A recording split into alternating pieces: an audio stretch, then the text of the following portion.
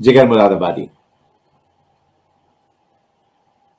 ये आपने अपना हाल क्या बना रखा है?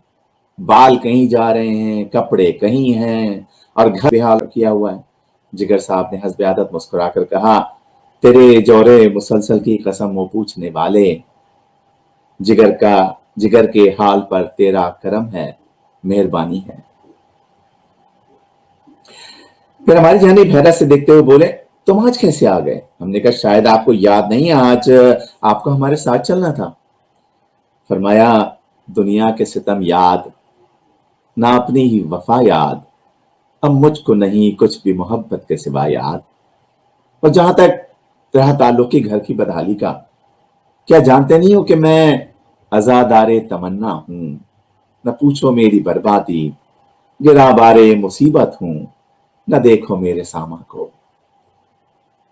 और तुम्हें देखकर तो ये सोच रहा था कि मुझे पहम हुजूम याद से आता नहीं यकीन, तुम मेरे सामने हो कि धोखा नजर का है। और ये मुझे जाना कहा था तुम्हारे साथ? हमने कहा कल आपको फोन पर बताया था कि आपका एक डॉक्टर से अपॉइंटमेंट लिया है, वरना फिर आप रेल के इंजन की तरह खांसते रहिएगा जनाब। बोले, ए मियां, तंज तारीस की आखिर कोई हद होती है? आदमी हूं, मेरे मुंह में भी जबां है साकी। और ये क्या तुमने डॉक्टर वॉक्टर का चक्कर लगा लिया? क्योंकि तुम्हें तो मालूम है कि मैं तो गुलशन परस्त हूं, मुझे गुल ही नहीं अजीज, कांटों से भी निबाह किए जा रहा हूं मैं। खैर, हम उन्हें जबरदस्ती डॉक्टर के पास ले गए। डॉक्टर के ऑफिस पहुंचे तो वहां पहले कई अकसाम के फॉर्म भरना पड़े। जिगर साहब खुद ही ये सारे फॉर्म भरने लगे। जब पते का कॉलम सामने आया तो बोले, क्या लुत्फ कि मैं अपना पता आप बताऊं, कीजिए कुछ भूली हुई खास अपनी अदा याद। थोड़ी देर में एक नर्स आई, उसने हमें एक छोटे से कमरे में ले जाकर बिठा दिया और पूछा, जिगर साहब कैसे हैं आप? जिगर साहब ने ठीक तौर से शायद सुना नहीं, इसलिए नर्स से पूछा, जी क्या पूछा आपने?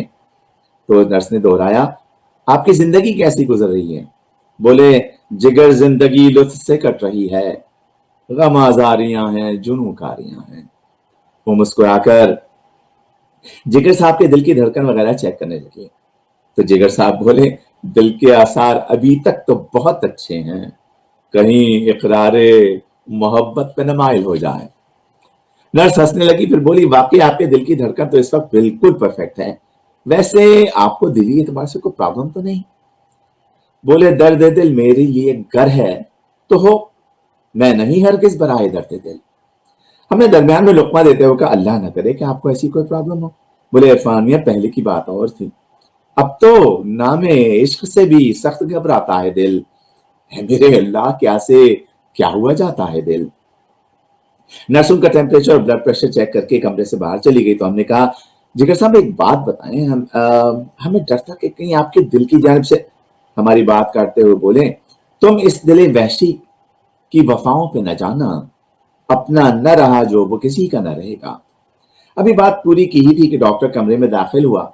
डॉक्टर को देखकर कहने लगे, आप क्या इरशाद फरमाते हैं, फरमा दीजिए। सब ये कहते हैं जिगर दीवाना है, दीवाना है। डॉक्टर उनकी रिपोर्ट और चार्ट पढ़ने लगा तो बोले, मियां, तुम्हें ये चार्ट वगैरह पढ़ने की कोई जरूरत नहीं है, मैं बता देता हूं मुझे क्या प्रॉब्लम है। डॉक्टर ने हंसते उनकी जानिब देखा और कहा, तो बोले, मियां दरअसल बात यह है, सबको मारा जिगर के शेरों ने और जिगर को शराब ने मारा। डॉक्टर ने कहा, तो आप जब आप खुद ही जानते हैं तो कि ये प्रॉब्लम क्यों है और किस वजह से है। तो बोले, मोहब्बत में जिगर गुजरे हैं ऐसे भी मकाम अक्सर कि खुद लेना पड़ा है अपने दिल से इंतकाम अक्सर। और अब तो ऐसा है कि पहले शराब जीज थी, अब जीज है शराब, कोई पिला रहा है, पिए जा रहा हूं मैं। डॉक्टर ने कहा, लेकिन जिगर साहब आप कोई अनोखे तो नहीं जो इस मकाम तक पहुंचे। बोले, अरे डॉक्टर, तुम क्या जानो, मोहब्बत में एक ऐसा वक्त भी दिल पर गुजरता है, मोहब्बत में एक ऐसा वक्त भी दिल पर गुजरता है कि आंसू खुश्क हो जाते हैं तो गियानी नहीं जाती। क्योंकि अल्लाह अगर तौफीक न दे, इंसान के बस की बात नहीं। फैजान मोहब्बत आम सही, इरफान मोहब्बत आम नहीं। हमने हंसते हुए कहा, बजा फरमाया आपने, इरफान की मोहब्बत तो आम हो ही नहीं सकती। उन्होंने कहा, उन्हें हमें मुस्कुराकर देखा और डॉक्टर से कहा, اور اب تم سے علاج کروا کے کیا کرنا، کیونکہ دن جوانی کے جگر بے خبری میں گزرے، ہوش کا وقت جب آیا تو مجھے ہوش نہ تھا۔ ڈاکٹر نے جگر صاحب سے کہا، جناب اس دنیا میں آنے کے بعد ہر انسان کو کچھ نہ کچھ درد تکلیف رہتی ہی ہے، مثال کے طور پر آپ کے اپنے مسائل ہیں اور میرے اپنے۔ جگر صاحب بولے، میں وہ صاف ہی نہ کہہ دوں جو فرق مجھ میں تجھ میں، تیرا درد درد تنہا، میرا غم غم زمانہ۔ ڈاکٹر منفی انداز میں سر جھٹکتے ہوئے نسخہ لکھنے لگا۔ ہم کلینک سے نکلے تو ہم نے کہا، چلیے جگر صاحب ہم آپ کو شہر کی ہی سیر کروا دیں، ویسے تو آپ نہ کہیں آتے ہیں نہ کہیں جاتے ہیں۔ ناصحانہ انداز میں فرمایا، سیدھی سی بس ایک راہ صداقت پہ چلا چل، پرپیچ گزرگاہ سیاست سے گزر جا۔ کیا تم نے سنا نہیں کہ عشق نے توڑی سر پہ قیامت، روز قیامت کیا کہیے، سننے والا کوئی نہیں، روداد محبت کیا کہیے۔ ہم خاموش رہے تو غصے میں ایک دم گرجے، ارے کیا مجھے واقعی اغوا کرنے کا ارادہ ہے؟ ہم نے کہا، اگر ہمیں اغوا کرنا ہی ہوتا تو کسی خوبصورت لڑکی کو اغوا کرتے، آپ کو کیوں؟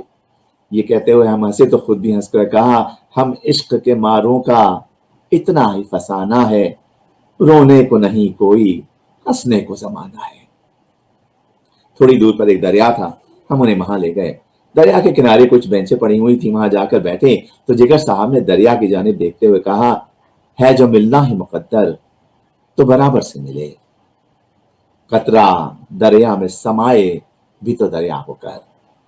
دریا کے کنارے لگے پودے سوکھ چکے تھے اور موسم کے بدل جانے کی وجہ سے سارا ماحول اداس لگ رہا تھا۔ یہ دیکھ کر کہنے لگے، عرفان میاں کبھی کبھی غور کرتے رہیے، جگر کا مصرع یہ پڑھتے رہیے، چمن میں آ سکتی ہے پلٹ کر چمن کی روٹھی بہار بھی، اور یہ بھی یاد رہے کہ بہار اپنی جگہ پر سدا بہار رہے، یہ چاہتا ہے تو تجزیہ بہار نہ رکھ۔ ہم نے ایسوں نے دیکھا اور پوچھا، جگر صاحب یہ لفظ تو تجزیہ ہوتا ہے، یہ آپ نے تجزیہ کیوں باندھا؟ بولے، صحیح کہتے ہو تم، واقعی اس لفظ کو یقیناً مشدد طریقے پر کہنا درست نہیں، لیکن محض اس مکتبی غلطی کی خاطر اس لطیف شعر کو ضائع نہیں کر سکتا تھا۔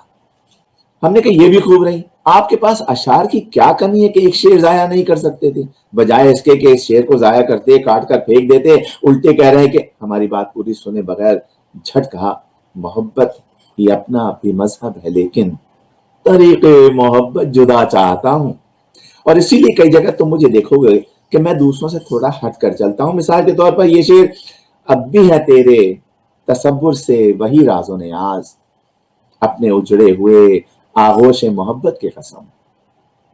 ایک شخص نے آغوش کی اس تذکیر پر اعتراض کیا تھا، مگر اس کا اعتراض غلط ہے۔ تذکیر و تانیث دونوں طرح جائز ہے، اور کہا جاتا ہے، ہم نے کہا یہ تو اس پر منحصر ہے کہ فرد آغوش ہے کون، یعنی اگر کوئی مرد ہے تو ظاہر ہے آغوش کا لفظ تذکیر کے طور پر استعمال کیا جا سکتا ہے، اور کوئی خاتون تو آغوش تانیث کے طور پر، اور اس لحاظ سے کم از کم ہمیں آغوش تانیثی طور پر ہی اچھی لگتی ہے۔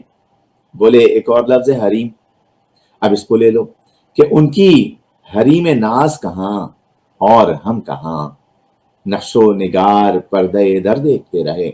اس لفظ کی تذکیر میرے مذاقی شعر کو پسند نہیں، اور میں اس کو ہمیشہ تانیث استعمال کرتا ہوں۔ پھر وہ اپنی بات جاری رکھتے ہوئے بولے، میں تشبیہات اور استعارات کو بھی بالطبع پسند نہیں کرتا، اور ان چیزوں کی بہتات کو عزت طبع کی دلیل سمجھتا ہوں۔ تاہم کہیں کہیں بے اختیارانہ اس طرح کے اشعار بھی کہہ گیا ہوں، لیکن اکثر خاص قسم کی ندرت اور جدت کے ساتھ۔ مثال کے طور پر، جیسے حسن کی دیوی جھانکتی ہو چلمن سے، نیم باسی آنکھوں میں افو کیفے خواب ان کا۔ ہم وہیں بیٹھے باتیں کرتے رہے، ہم آہستہ آہستہ تیز ہوتی جا رہی تو گنگنانے لگے، مدت کے بعد آج تو موجے نسیم نے ٹوٹے ہوئے دلوں کو بھی مسرور کر دیا۔ پھر پانی کی جانب دیکھ کر اپنے ایک اور شعر گنگنایا کہ یوں بھی تکمیل غم عشق ہوا کرتی ہے، اس کی قسمت میں ہوں میں جو میری قسمت میں نہیں۔ ہم نے کہا، جگر صاحب آپ کے شعر کا مطلب تو ہماری سمجھ میں نہیں آیا، کیونکہ ہمیں تو وہی کچھ ملتا ہے کہ جو ہماری قسمت میں ہوتا ہے۔ اگر ہم کسی کی قسمت میں ہیں تو ہم اس کے ساتھ ہیں، اور اگر ہماری قسمت میں کوئی ہماری قسمت میں ہے تو ہم اس کے ساتھ ہیں، لیکن جب کوئی قسمت میں ہی نہیں تو بھلا کیسے؟ بولے یہ تم نہیں سمجھو گے۔ ہم نے پوچھا کیوں؟ بولے میاں یہ عشق نہیں آسان، اتنا ہی سمجھ لیجئے، ایک آگ کا دریا ہے اور ڈوب کے جانا ہے۔ ہم نے کہا جناب ہم بھی اس آگ کے دریا میں 2-4 بار تو اتر ہی چکے ہیں۔ بولے اس دریا میں اترنے اور ڈوب جانے میں بہت فرق ہے، کیونکہ محو تسبیح تو سب ہیں مگر ادراک کہاں، زندگی خود ہی عبادت ہے مگر ہوش نہیں۔ اگر میرا نفس مجھے دھوکہ نہیں دیتا تو یہ شعر خاص الہامی ہوتا۔ دراصل ایک آیت یسبح للہ ما فی السماوات و ما فی الارض اکثر میرے پیش نظر رہا کرتی تھی۔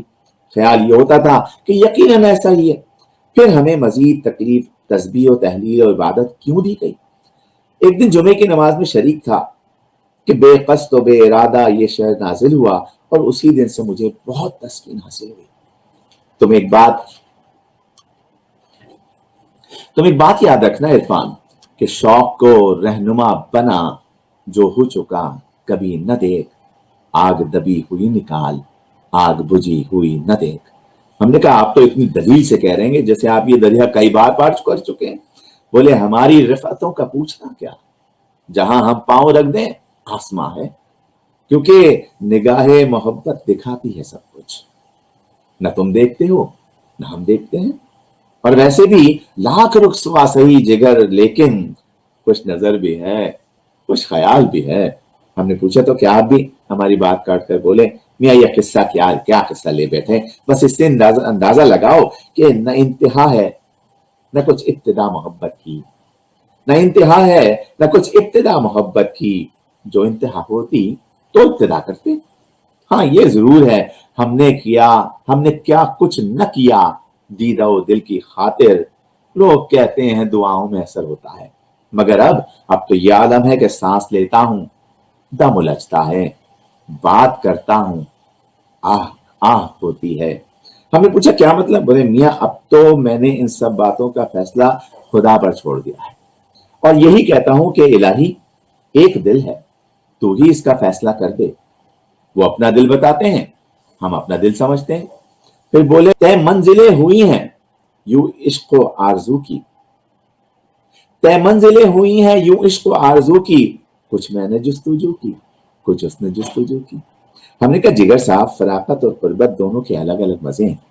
بولے یہاں تم غلطی کر رہے ہو، کیونکہ عشق میں فرقت و قربت ہے برابر دونوں، یہ قیامت کا سما ہے وہ بلا کا نقشہ۔ ہم نے کہا ہمیں خوشی ہے کہ آپ نے اس موضوع پہ ہم سے کچھ تو بات کی۔ بولے میں دراصل اس لیے کسی سے اس قسم کی بات نہیں کرتا کہ دکھا دوں حسن بیتابی، مگر پھر خوف آتا ہے میرا دل ہی نہ بن جائے میرا دل دیکھنے والے۔ پھر اٹھے اور کہا چلو دیکھائیں جگر کا تماشا، سنا ہے وہ کافر مسلمان ہوگا۔ ہم بھی ان کے ساتھ کار میں بیٹھے اور مختلف موضوعات پر باتیں کرتے ہوئے ان کے گھر کی جانب روانہ ہو گئے۔